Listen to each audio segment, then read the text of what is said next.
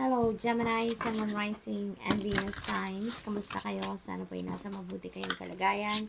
Welcome back po sa Star Tarot. Kung bago kayo rito, welcome din kayo. Thank you sa inyong support.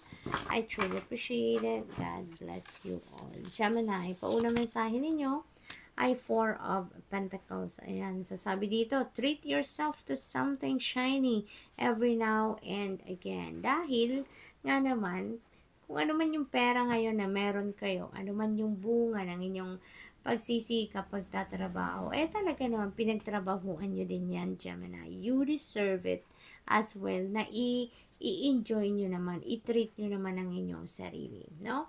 Kailangan may balanse, di ba, sa lahat ng bagay. Kaya maaring ito, siguro ang iba sa inyo, puro kayo save, no? Puro pag-iipon, at maaaring ayaw ninyo man lang bawasan yan ng kahit konti lang ang mga ipon ninyo para naman na i-treat ninyo ang inyong sarili.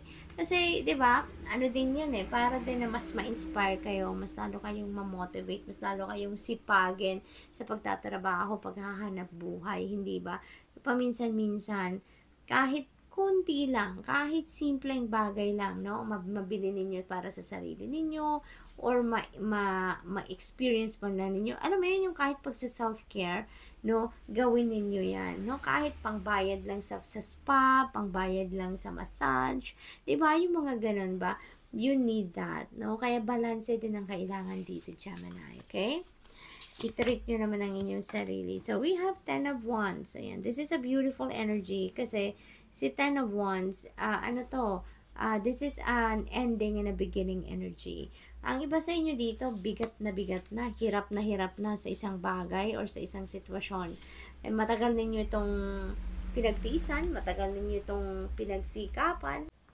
Pero ngayon, kailangan nyo ng i-give up ito, no? Kailangan nyo nang bigyan naman ng sarili ninyo ng pagkakataon para mabuhay ng mas matiwasay, mabuhay ng mas kalmado, mas yung stress-free as much as possible, hindi ba? Kaya ang iba sa inyo dito, parang sasabihin na ninyo na tama na to. This is enough na, no? Enough is enough. Kasi maybe kay tagal na ng panahon na nagtsatsaga kayo at nagtitiis kayo sa bagay na to. Maaring maaring sa trabaho ito. Maaring trabaho ito na talaga namang, alam mo yun, yung kinukuha na ng lahat ng oras ninyo sa trabaho. Parang wala na respeto sa inyo yung trabaho ninyo, kumbaga. Kasi, diba, meron din tayong panahon para magpahinga, meron din tayong panahon para sa sarili natin, pero maybe because of work, tinatambakan siguro kayo ng trabaho, ng employer ninyo, ng boss ninyo. Kaya for the longest time, siguro, nahihirapan na din kayo, diba? Pero mabait kayo, orderan kayong empleyado, kaya siguro tinitiis ninyo. Pero maybe ngayon, no, you are not going to do that anymore. Maybe, pipiliin ninyo dito yung inyong sarili. Pipiliin ninyo dito yung inyong kapakanan, yung inyong health. Kasi maybe yung too much work is already taking a toll on you, hindi ba, Gemini? Kaya ngayon, maglalakas ng loob kayo na magsalita, no? Maybe you're going to speak up na ngayon and ask for help, or maybe talagang magde-delegate kayo dito ng kung ano man ang inyong ginagawa or ano man ang trabaho ninyo na overwhelming na, yung sobra-sobra na naman, 'di ba? So, pwede rin na pwede rin na obligasyon ito pagdating naman sa pamilya. So, maybe you're also going to ask for help na sa ibang mga kapamilya ninyo if there is a situation, dahil maaaring sobra-sobra na din. Maaaring puro din na sa balikat ninyo ang mga gagawin sa bahay, 'di ba? Yung nagtrabaho na kayo all day sa labas, pag uwi ninyo, maaaring kayo din lahat, 'di ba? So, posibleng ganun ang sitwasyon ng iba. We have Page of Swords. Ayan. So, maybe yung iba sa inyo dito is curious about something. No? Maybe you're curious about something, kaya maaaring magre-research kayo, or magtatanong-tanong kayo, or maybe may hinahanap din kayong dito, facts, or may hinahanap kayong detalye, impormasyon, na makakatulong din sa inyo para sa inyong pagdedesisyon. So, maybe ganun din ang sitwasyon ng iba sa inyo dito. Kaya you are also doing things dito para makuha ninyo din yung nararapat ninyong makuha ng mga impormasyon that can help you, no, sa kung ano man ang inyong plano sa ngayon. So, what else? We have the world energy. Napakaganda. So, meron din tayong new beginning and ending dito sa the world energy. Same as the 10 of Wands. So, definitely, ang karamihan sa inyo dito, Gemini, meron talaga kayong tatapusin na parte ng buhay ninyo or may chapter ng buhay kayo dito that is coming to a close because then na-accomplish nyo na, natapos nyo na. So, parang dito ang ending dito sa the world energy is ending na successful ninyong nagawa ang mga bagay, no? You are completing a task dito or maybe may maa-achieve kayo dito na goal ninyo kaya success card ninyo ito, no? So, meron kayong pagtatagumpayan dito, so that's why you are also entitled to celebrate that, diba? Pinagsikapan ninyo yan, pinagtrabahuan ninyo yan, now that you are successfully completing that, you're successfully achieving it, kung ano man yun, yung title kayo dyan na mag-celebrate din kayo. This is a time for success, for celebration, for being grateful, diba? Sa mga blessings na ito. This is also an energy of travel, kaya ang iba sa inyo dito, Gemini, is going to travel soon, posibleng gano'n ang ganap, and that could be across the globe, diba? Or maybe, magtutur siguro ang iba sa inyo, abroad, diba? Kung saan-saan yan, maaring gano'n ang ganap dito for some of you. But definitely, this is also a new beginning energy, kaya ang iba sa inyo dito is going to start something fresh, something new sa buhay ninyo na talaga namang it's going to be very exciting for you this time. Kasi nga, bago ito sa inyo. This is a new chapter na sisimulan ninyo dito. So, good luck po, and that's all I have for you for today. Thank you for watching. Love and light. Namaste. Hello, Libra, Sun, Moon, Rising, and Venus signs. Kumusta kayo? Sana po nasa mabuti kayong kalagayan. Welcome back po sa Star Tarot. Kung bago kayo dito, welcome din kayo. Thank you sa inyong support. I truly appreciate it. God bless you all. Libra, paunang mensahe ninyo ay Ace of Pentacles energy. Ayan, so this is very abundant and prosperous energy, Libra. Kaya napakaganda ng energy na to pagdating naman sa inyong money, career, and finances. Napakalaki ng pentacle, no? So, napakalaki ng opportunity na to or napakalaki ng financial blessings na to na maaari ninyong matanggap sa ngayon. Napakalapit na, no? So, maybe this is within your reach na. Kung ano man itong biyayang parating sa inyo, this is within your reach. Sobrang laki ng pentacle. So, maaaring mga financial opportunities like job offer, career opportunity, or business opportunity, or maaari din na pera talaga ang parating na to, no? Maaaring merong magbibigay sa inyo na regalo, ng cash, ng trust fund, maaaring inheritance din ito for some of you, Libra.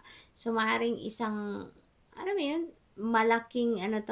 isang malaking property na ipapamana sa inyo, posibleng ganon, that has a very great face value, hindi ba? So, posibleng ganon. This could also be a win, no? Maaring siswertehin ang iba sa inyo dito, Libra, at mananalo na kayo sa lottery or sa game of chance sa tinatayaan ninyo, posibleng ganun din. So, depende sa inyong sitwasyon, depende sa inyong vibration, yung mga energies na to could be on your horizon talaga. Maaari din naman na hindi. Kung negative kayo lagi, negative thoughts lagi ang nandiyan dyan, so wag na po kayong umasa na may mga ganitong parating na biyaya, kung negative lagi ang iniisip ninyo. So, we have 10 of Swords. Ayan, this is beautiful, 10 of Swords, kasi, ending and beginning energy. So, ibig sabihin nito, dito kasi sa 10 of Swords, parang, stabbed in the back energy ito. So, maaaring ang iba sa inyo dito, ginawa ng fake news ng iba, maaaring siniraan kayo ng iba, maaaring niloko kayo, na-cheat kayo, na-betray kayo, depende sa inyong sitwasyon, no? So, just take as it resonates, okay? Nalugmok kayo dito, no? For quite some time sa buhay ninyo. Maaaring bumagsak kayo dito. Yung sama ng loob ninyo, yung sakit sa kalooban ninyo, to your core, yun na maaaring nangyari in the past. Pero ngayon, babango na kayo. Ngayon, parang sasabihin ninyo sa sarili ninyo na enough is enough. Tama na yung sama ng loob, tama na yung sakit sa kalooban, na naidulot na ng kung anumang sitwasyon na yan sa buhay ninyo. And ngayon, babangon na kayo. You're going to, uh, head towards happiness, joy. Diba, bibigyan na ninyo dito ng pagkakataon ng sarili ninyo para maging successful na din kayo sa buhay. No? Tatalikuran nyo na kung ano man yung sama ng loob na to. Maybe you're going to leave that behind you na at pipiliin nyo na dito yung inyong sarili. Pipiliin nyo na dito yung ikakabuti ninyo, yung ikakasaya ninyo. Tapos na kayo sa pagmumukmuk, tapos na kayo sa pag-savor ng pain na dinulot ng sitwasyon na to. So ngayon, you are heading towards happiness. You're heading towards success, no? So good for you, Libra. So what else? We have the Magician energy. You're definitely taking action na sa ngayon, no? So talagang napakaganda ng energy na to dahil siswertehin na talaga kayo ngayon. Papasok na ang swerte ninyo ngayon dahil yung kung ano man ang energy na to, mabigat ito dati, di ba? Nagpapabigat ito ng kalooban ninyo, ng dibdib ninyo, and maybe yung energy na to have prevented you from being successful, have prevented you from being happy, di ba? Pero ngayon na tatanggalin nyo na yan, ngayon na magdi-decide kayo na iiwanan nyo na or i-close nyo na yung chapter ng buhay ninyo to, there are a lot of opportunities coming in sa inyo. Kasi nga, nandun na kayo sa positibong energy. And ngayon, tignan ninyo, the Magician energy is here. Gusto, ibig sabihin nito na everything that you need para magtagumpay kayo ay nandiyan na. Everything, no, na kailangan ninyo para makapag-take action na kayo towards whatever it is that you are envisioning for yourself ay nandiyan na. So, parang divinely orchestrated ito, di ba? Divinely orchestrated na inihahain na ng universe sa inyong harapan sa ngayon. Kung ano man ang kailangan ninyo, yung makakatulong sa inyo para kayo ay magtagumpay, ay nandiyan na. And, pati kayo, you're going to take action na. You're getting on your feet, and you're going to start moving na and make things happen. So, we have the King of Pentacles. Ayan, so napakaganda. From Ace to King. So talagang from the bottom, from rock bottom, talagang papunta na kayo sa tagumpay, sa tugatog ng tagumpay pagdating sa inyong money, career, and finances. So parang sisipa na ngayon ang inyong kaperahang aspeto. This is the time na magbabago na ang inyong financial landscape, Libra. So, good luck sa inyo. Siswertehin na talaga kayo dito pagdating sa inyong kaperahang aspeto. So, this could be, a lucrative job offer. It could be a lucrative business or career opportunity na yan ang maghahatid sa inyo ng financial comfort, abundance, prosperity, financial success, So, eto na yon, Libra. Pagpatuloy ninyo yan, talagang tanggalin nyo na yung negative energy, na bumalot sa inyo for so long. Tanggalin nyo na yan, replace it with positivity, at tignan ninyo kung anong sunod-sunod na parating sa inyo. Swerte, Swerte sa pera. So, good luck, and that's all I have for you for today. Thank you for watching. Love and light. Namaste. Hello, Aquarius, Sun, Moon, Rising, and Venus signs. Kamusta kayo? Sana po yun nasa mabuti kayong kalagayan. Welcome back po sa Star Tarot. Kung bago kayo dito, welcome din kayo. Thank you sa inyong support. I truly appreciate it. God bless you all. Pauna mensahe ni Aquarius ay 10 of Cups. Ayan, so this is about happiness. This is about domestic bliss. No, this is family. Happy talaga ang lahat dahil there is harmony, sa bawat isa. Masayang pamilya, masayang bawat isa, contented. May ganon, So, there could be financial success din dito, Ang material success din na makakamit kayo, Aquarius. Kaya, isa din yan sa magiging dahilan kung bakit magiging masaya ang lahat sa inyong pamilya because of that, Posible din na yung harmony ito, Yung harmonious relationship with each other din ang isa sa mga dahilan ng pagiging masayang-masaya ng inyong pamilya dahil kung meron man kayong hindi pagkakaintindihan with another family member or kung sino man sa pamilya ninyo ang hindi nagkakaintindihan in the past, ngayon din, magkakaayos na kayo. Magiging maayos na ang sitwasyon. Kaya nga, there is harmony, there is peace, there is happiness and joy dito na mararanasan ang bawat isa, no? At saka 10 of Cups na to, so ibig sabihin dumaan na to sa 9 of Cups energy, which is a wish fulfillment energy. So maaring meron kayong wish dito, family wish, or wish ninyo para sa inyong pamilya na natanggap nyo na or nag-come to fruition na. Kaya masayang masaya ang bawat isa. So we have broom. Ayan. So you need to clean up, no? You need to clear up your space, your living space, or maybe pati yung isip at puso, damdamin ninyo. You really need to declutter your life, no? Declutter yourself dito because maybe marami kayong bagahe sa inyong dibdib, marami kayong bagahe sa inyong isipan, mga nagpapabigat ng inyong kalooban, or maaari din, no, na talagang yung physical space ninyo cluttered, maaaring gano'n ang sitwasyon. Kaya, inibitahan kayo dito na sige, simulan ninyo sa physical space ninyo, clean it up, diba? Tanggalin nyo na yung mga hindi ninyo ginagamit, tanggalin na yung basura na lang, tanggalin na yung kung ano man yung hindi na napapakinabangan, tanggalin na yan sa living space ninyo, and, you know, your next move is going to declutter your body, di ba? Maring, yun na nga, mag-purify kayo ng inyong sarili. So, maybe that is what you really need right now. Kasi, negative energy din yan eh. Kung clutter na lang yan sa buhay ninyo, that is negative energy.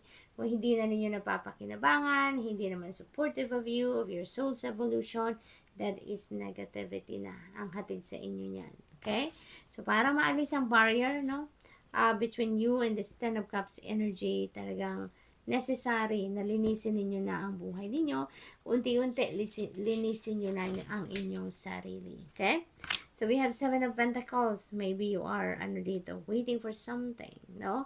Pero, maaring return of investment ang hinihingi ninyo dito. I mean, yung hinihintay ninyo. But, sabi ng 7 of Pentacles, it's not ready yet. So, you may need to continue to nurture it and cultivate it. At tignan ninyo na habang nag-grow yan, kasi hindi pa handa para sa'yo. Hindi pa, yung harvest time ninyo dito, hindi pa dumadating, hindi pa sakto sa panahon. Kaya, parang sinasabi sa inyo dito na, i-ano nyo pa, i-nurture nyo pa, i-cultivate nyo pa, tignan nyo pa, kasi who knows, hindi ninyo pa alam na meron pa kayong kulang, meron pa kayong kailangang gawin para mag-bloom talaga kung ano man yung inyong itinanim, hindi ba, Aquarius? So, maybe it's not ready yet, kung ano man yung ano dito, yung hinihintay ninyong return of investment, it's not ready yet, it's still in the works. Now, because maybe divine timing has not come yet, di ba? We have toxic witches. Ayan. So, be cautious of those who take more than they give. Okay? Kasi, maaaring meron dito mga energy suckers around you, Aquarius. No? May mga draining, no? Mga emotionally, physically, and mentally draining na mga tao sa paligid ninyo. Maybe, tinuturing ninyo mga kaibigan yan. Pero, maaari ngayon, madiskubre ninyo na hindi naman pala sila totoong kaibigan sa'yo. Diba? So, those are energy draining kind of people. So, make sure na aware kayo sa ngayon, no, of those people. Those are kind of people na kailangan din ninyong tanggalin sa buhay ninyo, no? Kaya maaari ngayon, madiskubre ninyo mga tunay na ugali nila or tunay na intention nila sa pakikipagkaibigan sa'yo. And maybe, talagang ang iba sa inyo magtatanggal ng tao, magtatanggal ng kaibigan. Maaari lang din kasi na ang iba sa inyo dyan, no? May mga kaibigan kayo ngayon dahil may kailangan sila sa'yo. Pero pag nakuha na nila kung anong kailangan sa'yo, nakalimutan ka na. Diba? Umalis na walang paalam kasi nakuha na kung ano yung kailangan nila sa'yo. So, posibleng may mga ganong sitwasyon. So, we have the Chariot, and so Chariot energy, you're moving on. You're definitely moving on. So, maybe related dito sa toxic witches, you're moving on from those kind of people, of those kind of situation, ano? You are moving forward with your life dito na hindi sila kasama, hindi na sila parte ng ninyo, ng circle ninyo. So, good luck. And that's all I have for you for today. Thank you for watching. Love and light. Namaste.